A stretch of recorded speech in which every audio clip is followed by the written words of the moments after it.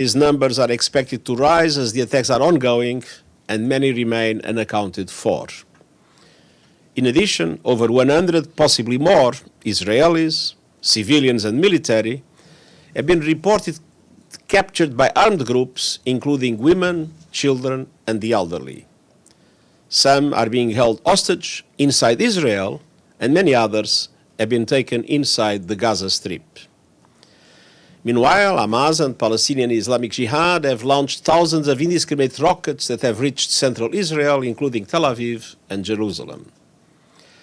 I recognize the legitimate grievances of the Palestinian people, but nothing can justify these acts of terror and the killing, maiming, and abduction of civilians. I reiterate my call to immediately cease these attacks and release all hostages. In the face of these unprecedented attacks, Israeli airstrikes have pounded Gaza. I'm deeply alarmed by reports of over 500 Palestinians, including women and children, killed in Gaza and over 3,000 injured. Unfortunately, these numbers are rising by the minute as Israeli operations continue. While I recognize Israel's legitimate security concerns, I also remind Israel that military operations must be conducted in strict accordance with international humanitarian law. Civilians must be respected and protected at all times. Civilian infrastructure must never be a target. And we already have reports of Israeli missiles striking health facilities inside Gaza, as well as multi-storied residential towers and a mosque. 2 UNRWA schools sheltering displaced families in Gaza were also hit. Some 137,000 people are currently sheltering in UNRWA facilities, with the number increasing as heavy shelling and airstrikes continue. I am deeply distressed by today's announcement that Israel will initiate a complete siege of the Gaza Strip, nothing allowed in, no electricity, food or fuel. The humanitarian situation in Gaza was extremely dire before these hostilities. Now it will only deteriorate exponentially. Medical equipment, food, fuel, and other humanitarian supplies are desperately needed, along with access for humanitarian personnel. Relief and entry of essential supplies into Gaza must be facilitated, and the UN will continue efforts to provide aid to respond to these needs. And I urge all sides and the relevant parties to allow United Nations access to deliver urgent humanitarian assistance to Palestinian civilians trapped and helpless in the Gaza Strip. And I appeal to the international community to mobilize immediate humanitarian support for these efforts. The UN Special Coordinator and I are engaging with leaders in the region to express our concern, our outrage, and to advance efforts to avoid any spillover to the wider Middle East. Even in these worst of times, and perhaps especially in the most trying moments, it is vital to look to the long-term horizon and avoid irreversible action that would embolden extremists and doom any prospects for lasting peace. This most recent violence does not come in a vacuum. The reality is that it grows out of a long-standing conflict with a 56-year-long occupation and no political end in sight. It's time to end this vicious circle of bloodshed, hatred, and polarization. Israel must see its legitimate needs for security materialized, and Palestinians must see a clear perspective for the establishment of their own state realized. Only a negotiated peace that fulfills the legitimate national aspirations of Palestinians and Israelis, together with their security alike, the long-held vision of a two-state solution in line with United Nations resolutions, international law, and previous agreements, can bring long-term stability to the people of this land and the wider Middle East region. Thank you. Thank you, sir. Thank you very much.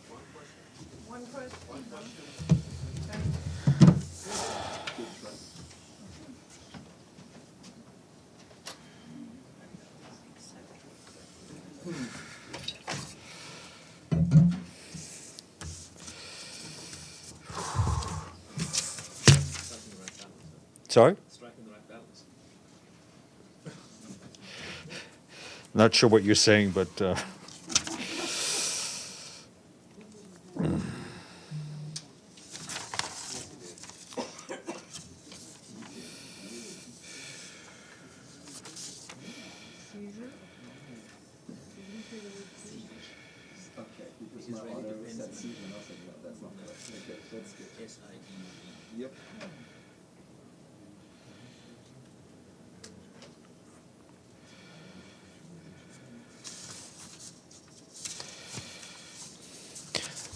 all right, let me just give you a bit more.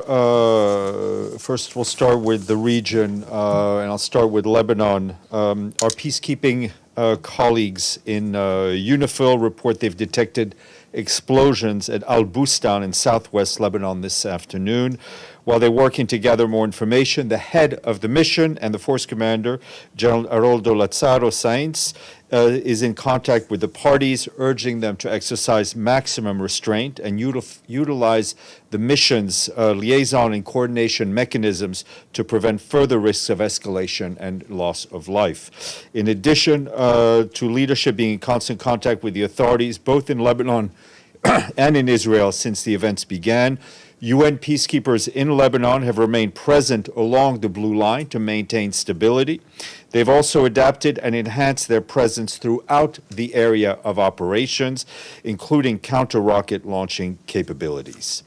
Our humanitarian colleagues, just turning to Gaza, our humanitarian colleagues report over 120,000 people have been internally displaced in Gaza due to concerns over the protection and destruction of homes.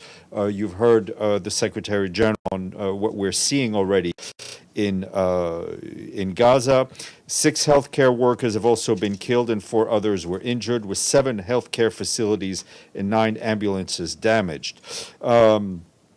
In Gaza, damage to water, sanitation, and hygiene facilities has undermined services to more than 400,000 people. The Gaza power plant is now the only source of electricity and could run out of fuel within days. Also, as of today, the World Food Program has begun distributing food to up to 100,000 internally displaced Gazans who are seeking refuge in UNRWA shelters with fresh bread and canned food. In the next few days, the WFP plans on starting to roll out assistance to up to 800,000 people with food and cash assistance as the situation develops, provided the necessary funding is made available.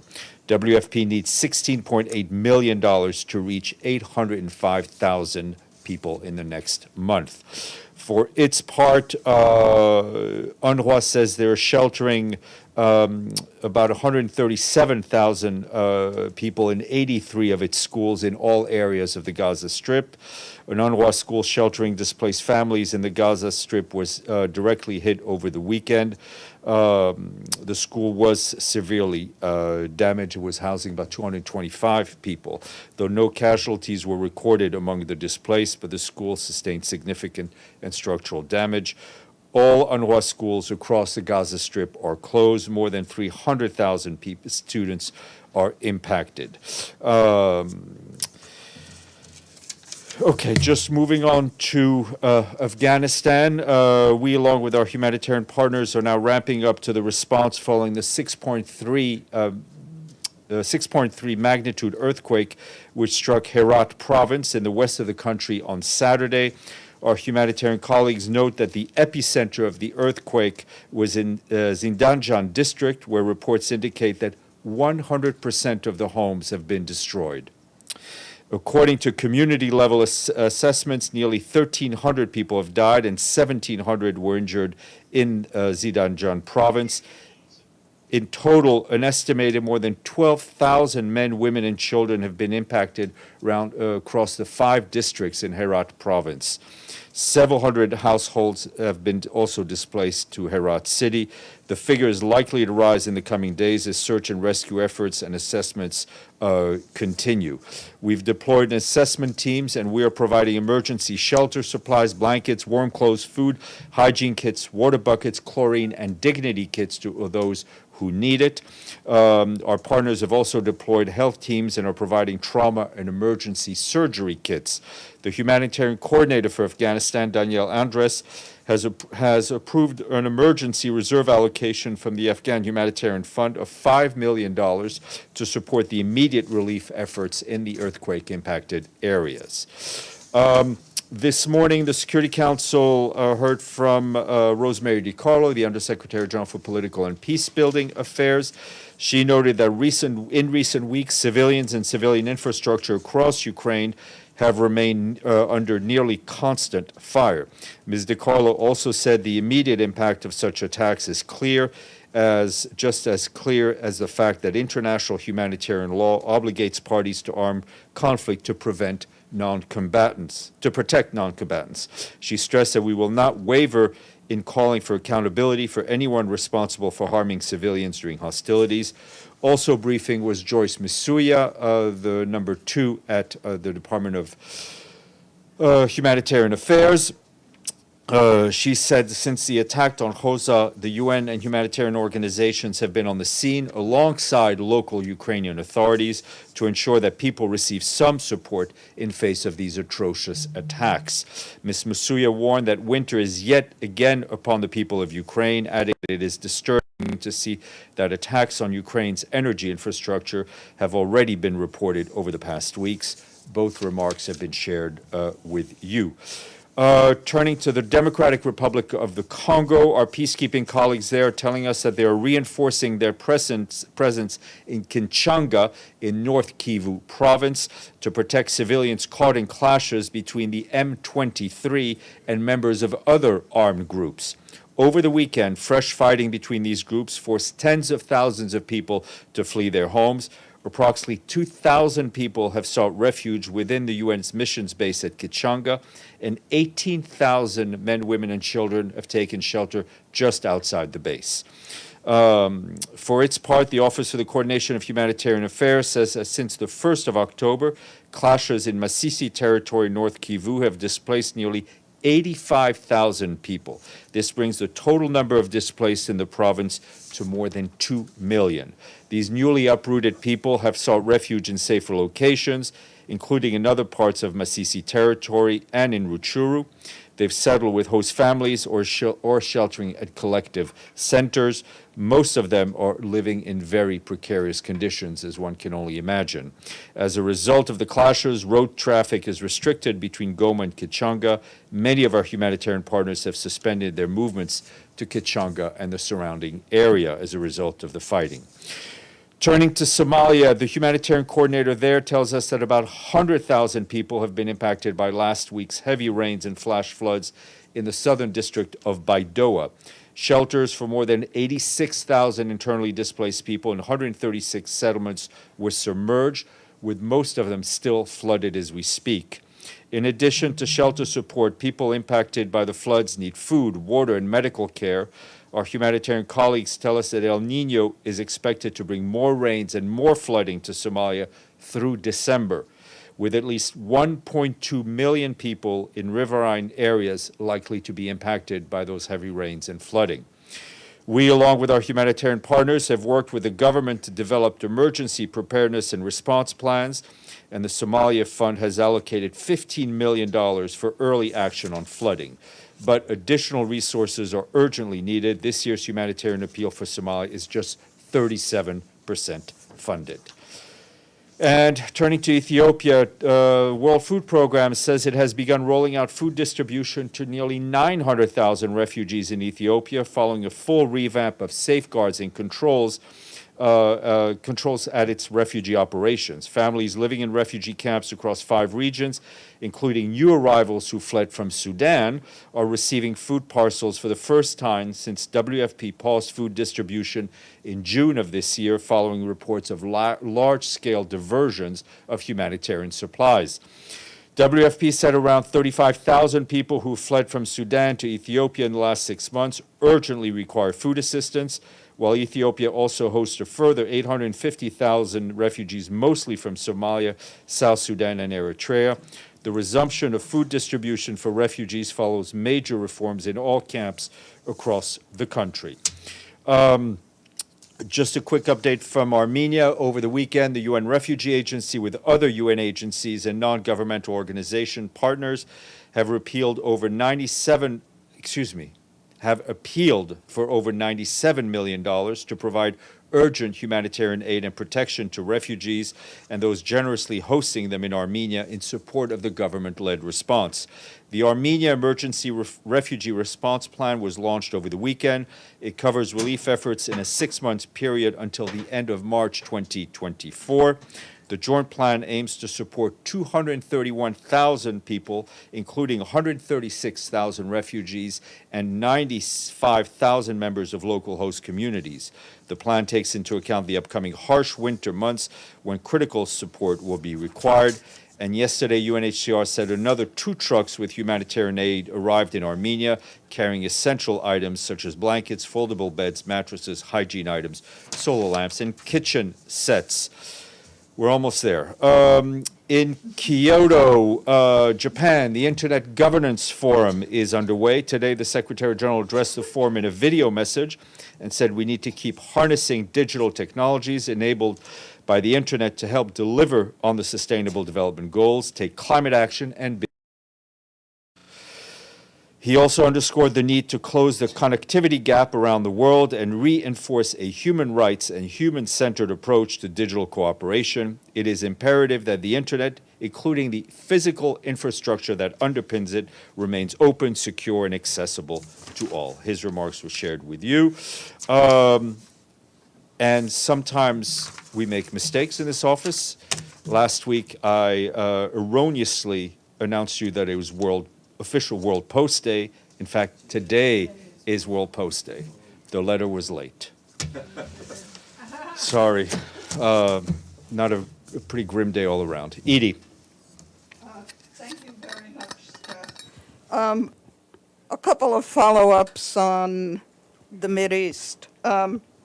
Could you give us some specifics on what the UN and the Secretary General are doing to prevent a spillover of the current conflict between Israel and Hamas into the broader region?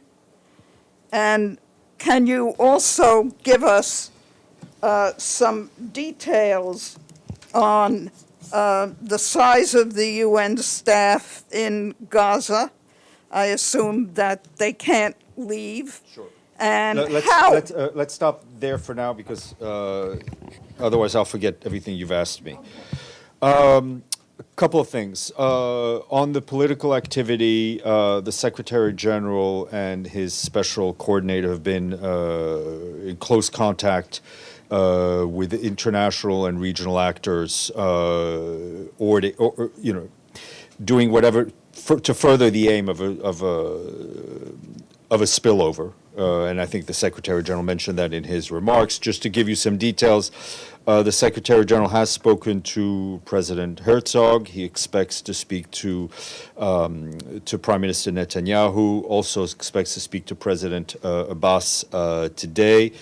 He'll be speaking shortly with President Sisi. He already spoke to the King of Jordan, and we're also expecting him to speak to the Prime Minister of Lebanon. For his part, Mr. Veneslan has been in touch with his counterparts from the U.S., from the European Union, from Egypt, Qatar, and Lebanon, and others. In terms of staff members, we have 13,000 colleagues, UNRWA colleagues, in Gaza, national and international. The vast majority are national in Gaza. UNRWA has another about 4,000 staff members in the occupied West Bank. So those are plus we have, I'd say, in terms of internationals, probably about around 300 in Gaza. They are not able to They're obviously not able to leave. They are focused on trying to do whatever they can to help the population within their mandate. And two quick follow-ups on that. With all of the aerial bombardments going on at the moment, are they able to deliver any kind of assistance to, you're talking about trying to get 800,000 people given assistance.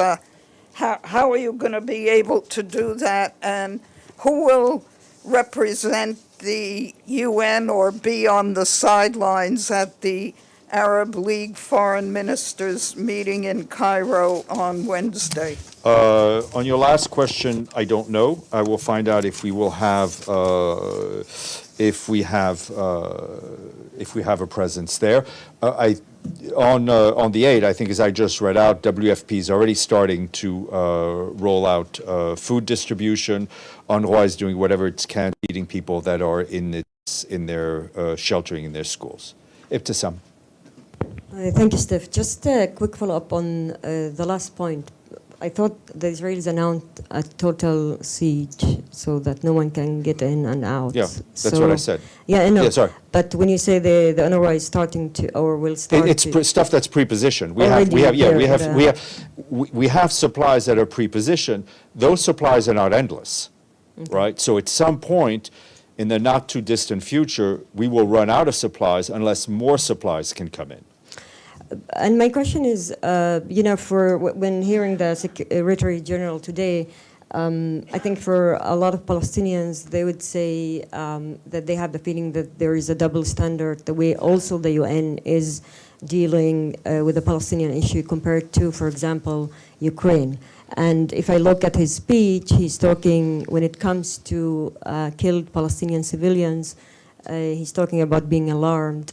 But when it comes to killed Palestinian Israeli civilians, he's condemning that. So how do you explain that? I think the Secretary General and all of us are heartbroken at the loss of any civilian life. I mean, and you can do an analysis of the terminology that has been used over the years. The loss of civilian life is exactly that, and is to be deplored. Yeah, but I mean, sorry, I have to push back, but you are not using the same words to describe the loss of civilian life, and that's a fact. That's I'm not arguing the fact. I'm just, we say what we say. As I said, we leave it to you to analyze. I feel I've answered the question to the best of my ability. Okay, I have a follow-up regarding the school, the UNRWA school that was attacked. If I'm remembering right, UNRWA school and UN facilities are always very well known for the Israelis. So is this also the case in this? I mean, that there are civilians there? You're very correct. There is a deconfliction process that exists.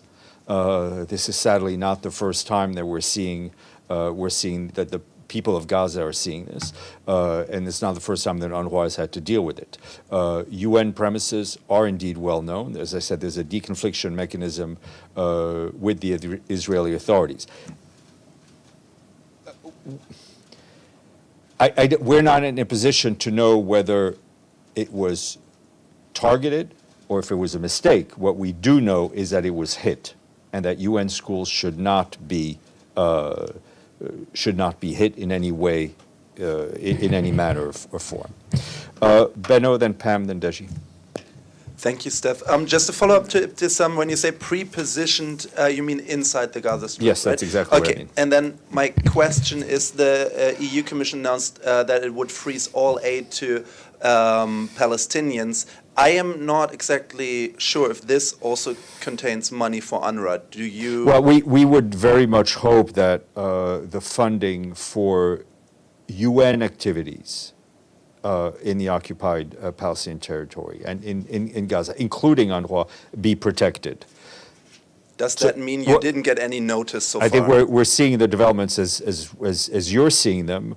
We appeal that that funding for critical UN work, as I've just laid it out, is protected.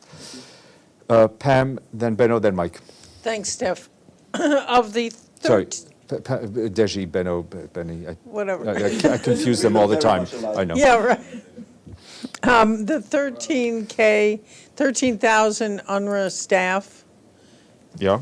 right? Isn't that what you just said? Yes, ma'am. In Gaza. Indeed. And have they been asked to leave? I mean, is there? I mean, the vast safety? majority are Palestinians who Palestinians. live in, it's their home, as well as their workplace. Right. No one can Is leave. there any way to, I mean, are you doing anything to Well, protect? we're trying to do whatever we can to keep our people safe, and our people also doing whatever they can to help the people they are mandated to help. All right, and in terms of travel to the Middle East, needless to say, this is not the moment, but this Secretary General and previous, you were on the one that I was on with Ban Ki-moon to Khan Yunis. Is there any interest in getting to the region? I have nothing to share with you on that at this moment. Okay. Deji, and then Mike. Couple questions. First, just now the Secretary General mentioned the Hamas attack is an act of terror, so this is a terrorist attack. Is that Those correct? are the words he used, yes. Okay, so the Prime Minister of Israel, Mr. Netanyahu, said it's a war now. Does the UN think this is now a war? I think what we are extremely concerned about is a level of tension that we've not seen before, a level of violence that we have not seen before, and a risk of spillover that we have not seen before in the recent past. Does the Secretary General think that he's talked to President Abbas of Palestine could really give this situation under control, especially for Hamas? I think the Secretary General needs to speak to whomever he needs to speak to, and he's doing it at his level. The special coordinator is doing the same at his level. And one last question, a follow-up on Ibtisam's question.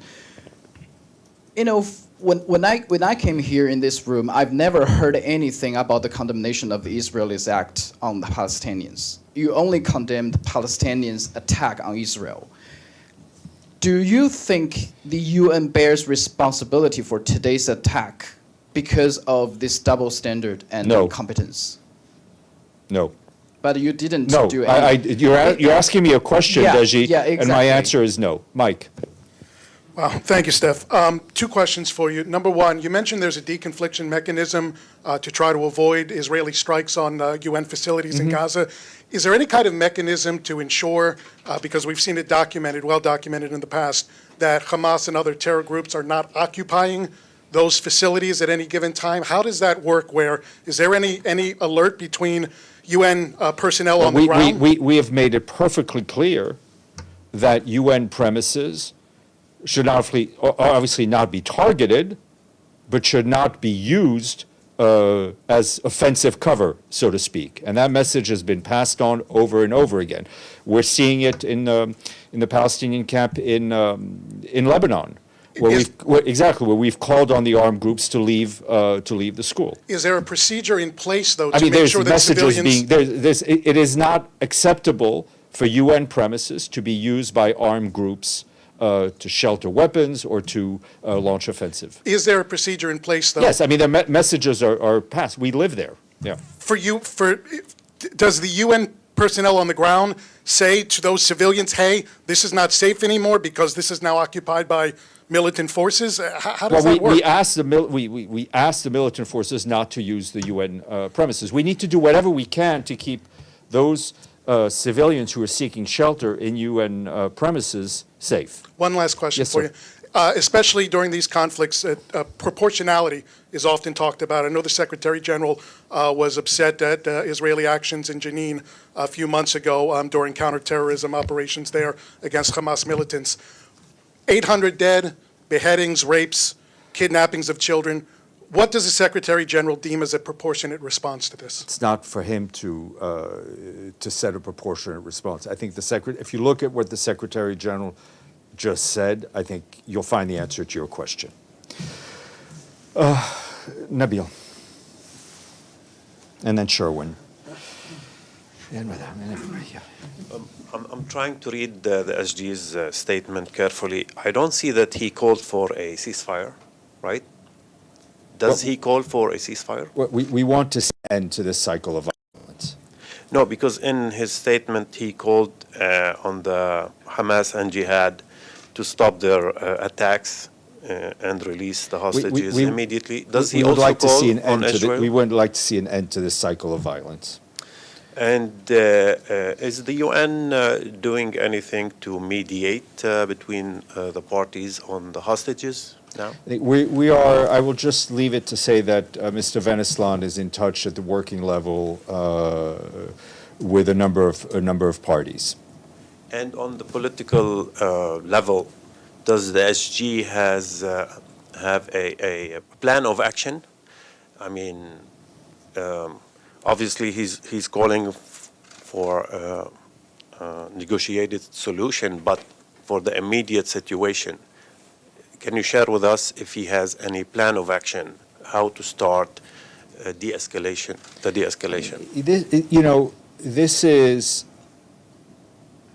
We need to see the international community and those in the region who have influence over the parties to all speak with one voice, and that's the aim of the phone calls that he's making and that Tor Venislan is making. And my last question, the SG has already planned a trip to the region. Is he still planning to go there? As I said, if I have any travel to share with you, I will share it with you. Sherwin Bryce Pease, South African Broadcasting. Steph, thanks so much. The Secretary General said in his remarks that the most recent violence does not come in a vacuum. So given the years-long absence of any confidence-building measures towards direct negotiations, the growing radicalization we are seeing on both sides, the changing of the geography on the ground, on what basis does he continue to argue for a two-state solution? Asked a different way, there's a narrative out there that a two-state solution is purely becoming a fantasy. Given the changes we are seeing on the ground, on what basis do you still argue for a two-state solution? Because we feel, it's what is in the relevant resolutions passed by the member states of this organization, and the Secretary General continues to feel it is the only way forward. Now, we're not blind. We understand that there are people creating facts on the ground, and every time those facts on the ground are changed, it pushes us in the wrong direction. It does not mean we will not stop pushing for the other direction. Surely a policy changes if reality changes. We adapt, but the goal, at this point, the goal for us is not changing. Stefano, and then Madame. Thank you, Stefan. The Secretary General, when he started his mandate, he did several speeches, which one in particular, the first speech on the Security Council, he said that prevention is not merely a priority, but the priority. He was talking about prevention of conflict. After we saw in Ukraine, and after we see in the Middle East now, does he think that this policy that he announced, and he was not only talking about himself, he was talking, of course, about the UN in general, also the Security Council, is a total failure now? The Secretary General is not the person with the finger on the trigger. He and his envoys have continued to do whatever they can to do preventive diplomacy. In the end, leaders are acting in a way that leads us to a situation that we see. But does he think that he did everything? I think he feels he did everything that he could have. Evelyn, and then Celia. Thank you, Steph. Do the atrocities in Israel, is there a chance that they are going to overwhelm the atrocities in Ukraine as far as contributions and humanitarian aid? That's not a question for me to answer. That's an analysis question. We think that we should pay attention to all these crises. But how that attention is paid is often in the hands of the media. I mean, look at what I've read out today. I've read out about what's going on in Gaza, what's going on in Israel, what's going on in Ethiopia, what's going on in the Sea, what's going on in Somalia. We do our bit. Celia. I can't, I don't know. I don't know. Celia. talking about the DRC. Earlier, you said that armed groups in North Kivu are still fighting. The UN has been asked to leave the country. Would you say that the UN failed to stop the fighting in North Kivu? It's a lot of UN failure questions today. I think, you know, many of our colleagues, many peacekeepers have lost their lives in the Congo, doing their job, trying to protect civilians. UN peacekeeping is there to create a space through which, in which political leaders need to live up to their responsibilities. And I think in many places, those political leaders have not lived up to their responsibilities. And is that the fault of UN peacekeeping efforts? No, to paraphrase my answer to Deji. Alan, let's see if somebody can get me in a better mood. That's right. I have a question regarding the Middle East Quartet. Are there any movements in this format, and does the SG rely on this format in this particular? There's been no. Let me put it this way: there's been no official movement that I'm aware of. The quartet is a useful mechanism that brings the international community together, but we are only 25% of that quartet, a mere slice. Yes, sir. Thank you, Stefan. As you know, since last Thursday, Turkey has been bombing northeast Syria, and last night they killed 29 Kurdish internal security forces. Also, they targeted some agriculture workers, and they injured 5 women.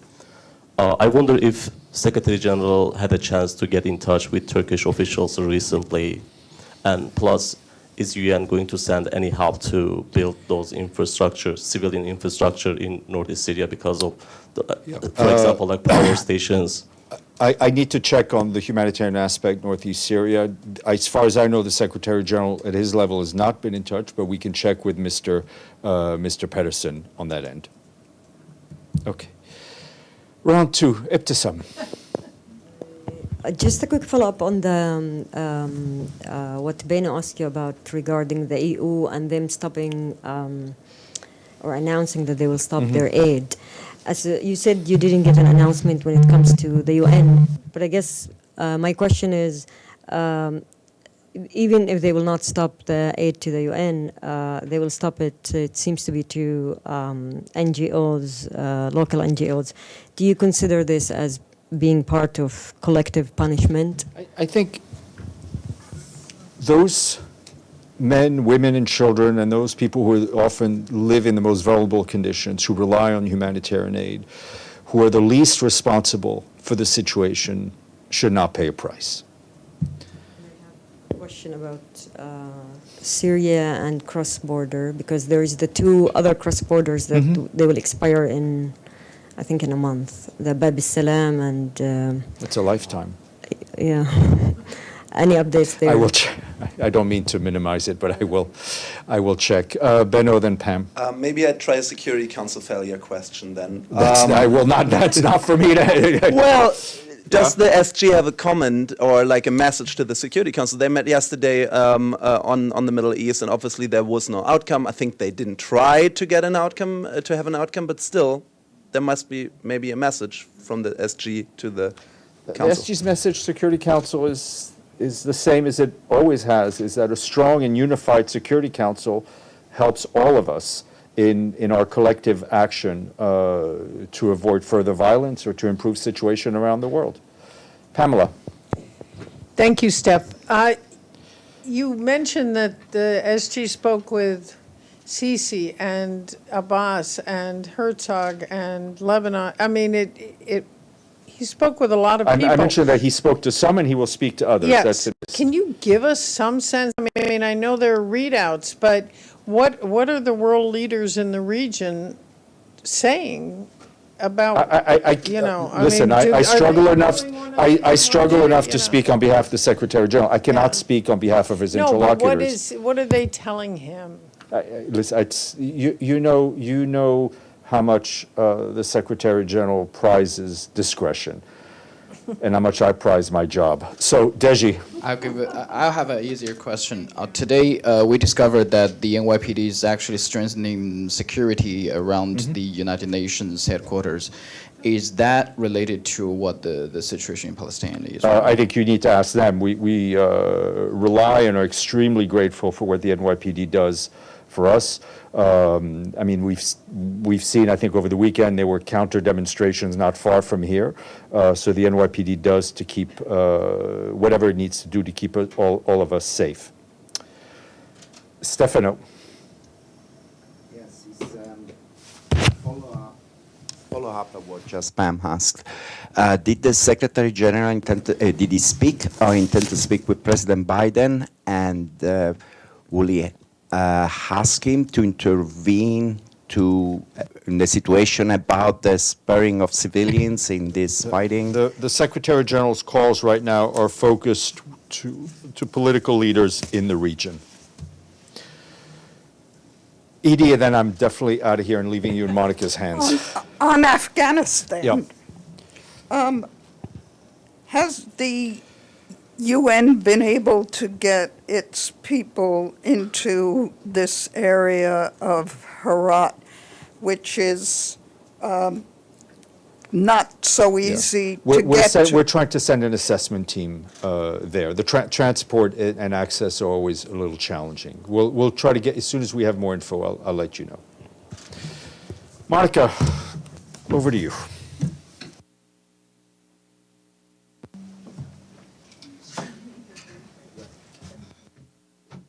Thank you so much, Steph. Good afternoon, everyone. I have 3 notes for you today. I know everybody's very busy. I saw you working hard yesterday, as I was also monitoring we were all monitoring the meeting in the Security Council. So let's get started. The President of the General Assembly, Mr. Denis Francis, has asked for an immediate cessation of violence in Israel and Gaza after the attacks of 7th October against Israel. The PGA is appalled by the kidnapping of civilians and called for an immediate release of all people who were taken hostages.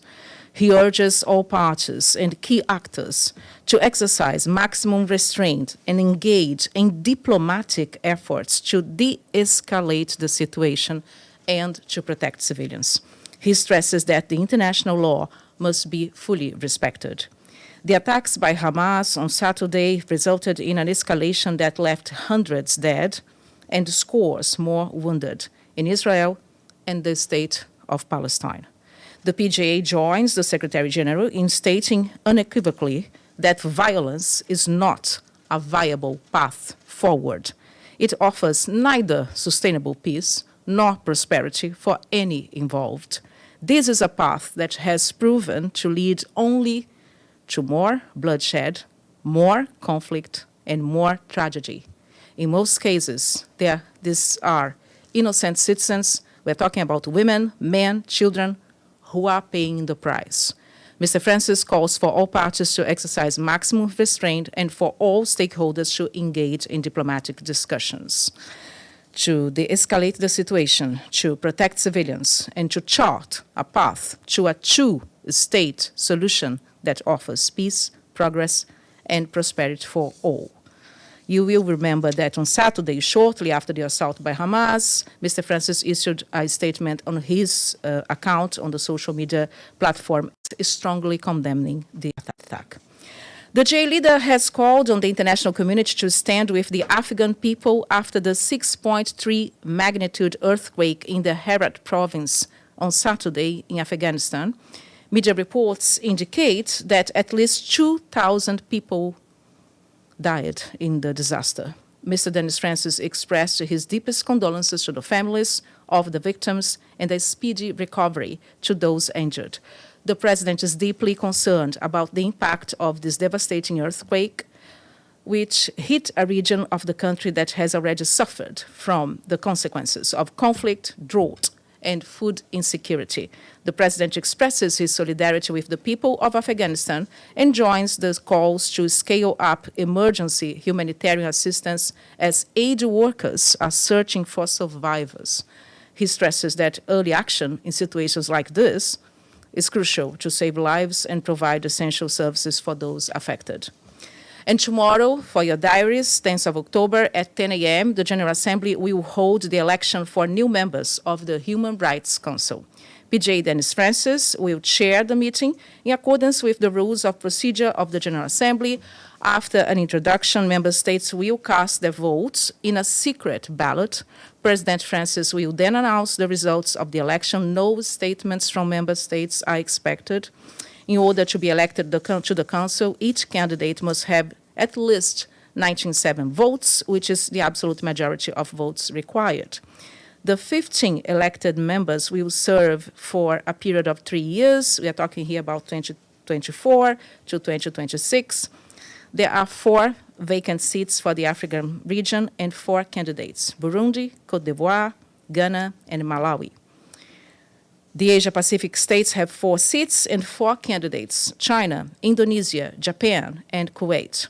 In the group of Eastern European states, there are 2 vacant seats and 3 candidates: Albania, Bulgaria, and the Russian Federation. On Latin American, Caribbean states, there are 3 vacant seats and 4 candidates: Brazil, Cuba, Dominican Republic, and Peru. The last group of Western European and other states has 2 seats and 2 candidates: France and Netherlands. So I think by the time we meet tomorrow, we may have a result for you. We'll see. And finally, on the PJ's agenda today, he received the permanent representative of Barbados, His Excellency Mr. Francois Jackman, before addressing the 5th committee, as you may know by now, and the 2nd committee in separate meetings. He also received the SG's personal envoy for Mozambique, Mr. Mirko Manzoni. As we speak, the PJ is receiving in his office the Ombudsman of the International Institute, Ms. Gabi Schwartz. Later today, he will take part in a video conference with the Independent International Commission of Inquiry on the occupied Palestinian territory, including East Jerusalem and Israel. Late afternoon, Mr. Dennis Francis will hold a meeting with the USG for Peace Operations, Jean-Pierre Lacroix. My friends, this is all for today. Do you have anything? Edie, how are you? Fine, thank you, Monica. Has any UN member state asked for a General Assembly meeting on Hamas's invasion of Israel and Israel's declaration of war against Hamas? Nothing has come our way, but doesn't mean that it couldn't happen anytime. Thank you. Pam, how are you? Hi. Mm-hmm. Good to see you here yesterday. Good to see you too. Thank you, Monica. The PGA statement was, as you said, very close to the Secretary General's in condemning the attacks, but he didn't use the word terror, calling it a terror attack, which the SG did. Is there, does he not believe it is, or is that just a different choice? Thank you. No, I don't think that's just the question. The PJ is appalled by this attack, and his reaction on Saturday, shortly after it happened, also translates his reaction to it. What I think right now, and we spoke this morning, because of course we meet every morning, and he also is stressing how concerned he is with the situation of the civilians, the people who were kidnapped, people who are being held against their will. And that's why in his statement he makes clear that all the hostages have to be released immediately. And oh, I'm sorry. No, it's okay. Go ahead. Is he having conversations with regional world leaders about the issue, and who in particular? The PJs. Thank you. Yeah, the PJs. I don't have any update for you on this right now, as it is an evolving topic right now, or situation.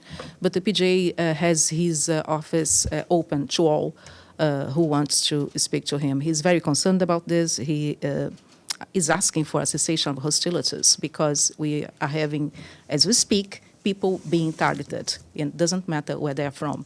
People being targeted. We're talking about women, men, children, elderly people. So he would like to see an end of it to this. Yeah. Thank you. Anyone? Stefano, go ahead. Thank you, Monica. Does the President of the General Assembly think that this crisis could have been prevented somehow, some way, if in the months prior or years prior, something will have happened that didn't happen? Yeah. Well, the president, I think you were here, right, when we had the press conference. The president has made clear his stance on when it comes to the Middle East. Yeah, that resolutions previously approved in this House, and we are talking about the Security Council, we're talking about the General Assembly, we're talking about other instances, are there to be abide by. People have to abide by these resolutions. That's what I would like to say. And he was very clear here when he said that he not only supports these resolutions, that they have to be implemented, but that his clear vision or opinion on this is that only a two-state solution that brings to peace of two states living peacefully side by side, coexisting peacefully, is the way forward for the situation. However, right now, we are talking about an attack that just happened on Saturday, right? So I think we have two situations here, an evolving situation, a situation that has been there for decades and that have been dealt with in diplomatic ways when we're talking about the resolutions. But also we have a situation of an attack that happened on Saturday, an unprovoked, unexpected attack. And we all have seen the images on the media, traditional media or social media. I think the PJ was very clear in his statement. There must be an immediate cessation of violence, and all sides need to find a path to a durable, peaceful solution. That's what we have to do.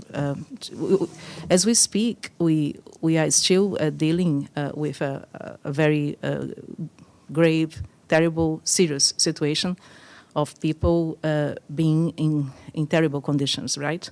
And I think right now, what he's asking for is very clear. Stop all violence, and let's find a path to peace and to the end of the violence. Yes. Okay, anything else?